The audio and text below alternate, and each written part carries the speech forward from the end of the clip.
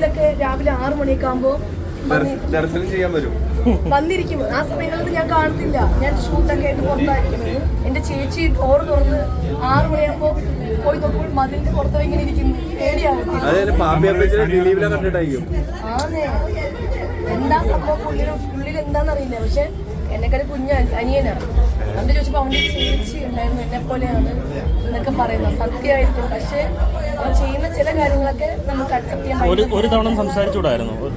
ഞാൻ ഒന്നല്ല 10,000 സംസാരിച്ചു. ഞാൻ പോകുന്ന സ്ഥലത്തൊന്നും വരരുത് എന്ന് ഞാൻ പറഞ്ഞ് മനസ്സിലാക്കി. എന്നിട്ട് ഓൻ വരും. എന്നിട്ട് ഒരു ദിവസം വീട്ടിൽ വന്നപ്പോൾ തിരിച്ചു പോകാൻ കയ്യിൽ കാശില്ല. കാശില്ല. അപ്പം ഞാൻ കാശ് കൊടുത്തു.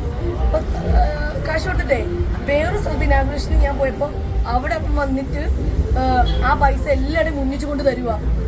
ഇത് അന്ന് തന്ന കാശൊന്നും പറഞ്ഞു അങ്ങനെയൊക്കെ കൊണ്ടുവരുക. നിങ്ങൾ ഇന്നെന്റെ പ്രശ്നം എന്നൊക്കെ ഞാൻ ചോദിച്ചു. ഇല്ല ചേച്ചി, ഇത് ഞാൻ കഷ്ടപ്പെട്ടുണ്ടാക്കിയ പൈസ ആയിക്കോട്ടെ, എന്തിനാണ് ഇങ്ങനെ കൊണ്ട് തരുന്നതെന്നൊക്കെ.